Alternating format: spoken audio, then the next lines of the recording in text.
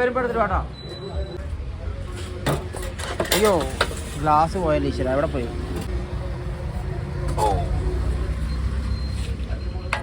ഓ ചേട്ടായിമാരെ, നമ്മളിന്നൊരു വെള്ളിയാഴ്ച ആയിട്ടൊരു കലാപരിപാടിയുമായിട്ടാണ് പോണേ.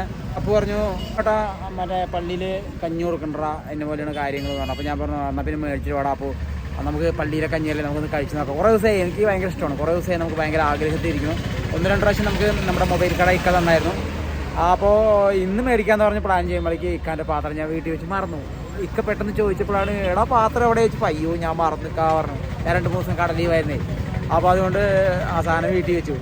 അപ്പോൾ അപ്പൂൻ്റെ അടുത്ത് പറഞ്ഞപ്പോൾ അപ്പു പറഞ്ഞു ഇതിനോട്ടെ ഞാൻ മേടിച്ചിട്ട് തരാമെന്ന് പറഞ്ഞു. അപ്പോൾ അവൻ മേടിച്ചിട്ട് വന്ന സാധനമാണ് ഇതായിരിക്കുന്നത്.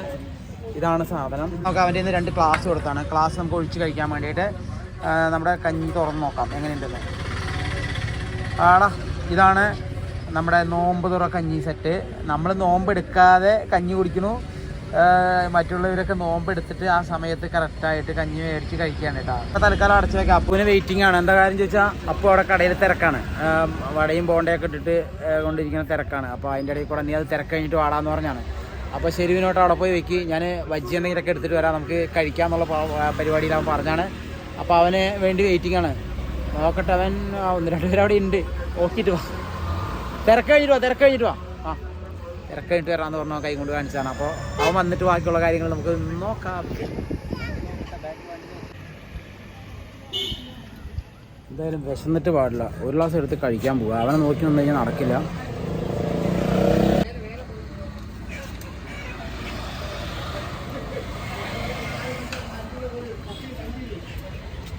സംഭവം കിട്ടും. നമ്മുടെ എന്താ പറയുക, പോരാ, കുറച്ചുകൊണ്ട് കഴിക്കട്ടെ.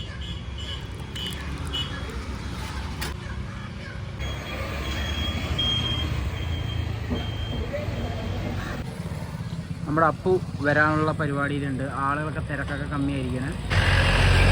നമ്മുടെ ജംഗ്ഷൻ്റെ അവസ്ഥ ഇങ്ങനെയാണ്.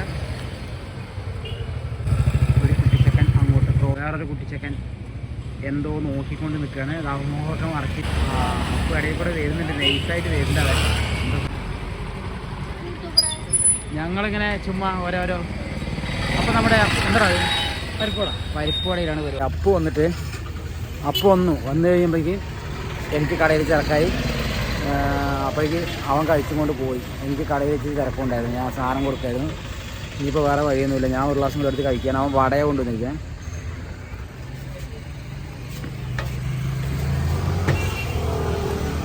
എല്ലാം കഴിഞ്ഞതിനോടാ എന്നിട്ട് അവൻ പാവത നല്ല സൂപ്പർ പരിപ്പുവട. പരിപ്പുവട പറഞ്ഞാൽ നല്ല ഫേമസ് ആണ്, സൂപ്പർ വടയാണ്. നമ്മുടെ ചെക്കനൊക്കെ വന്നു കഴിഞ്ഞാൽ അപ്പൂൻ്റെ വട എന്ന് പറഞ്ഞിട്ട് അവിടെ പോയി മേടിച്ച് കഴിക്കാണ്ട് അടിപൊളി നല്ല ടേസ്റ്റാണ്. അപ്പോൾ വടയും കഞ്ഞിയും നോമ്പ് തുറക്കും. അതിന് താമസിക്കുന്നില്ല, നിങ്ങളെ പറഞ്ഞ് ബോറടിപ്പിക്കുന്നില്ല. അപ്പോൾ ഒന്നുമില്ല, കഴിക്കട്ടെ. ഓക്കെ. അപ്പോൾ ഈ പ്രാവശ്യം നോമ്പ് തുറ നിങ്ങളുടെ കൂടെ വരാൻ പറ്റിയത് ഞങ്ങൾക്ക് ഭയങ്കര സന്തോഷമുണ്ട്. അപ്പോൾ നിങ്ങൾ ലൈക്ക് ചെയ്യണം, ഷെയർ ചെയ്യണം, അതുപോലുള്ള കാര്യങ്ങളെല്ലാം ചെയ്യണം. ഓക്കെ, ഒരാൾ വന്നിരിക്കും.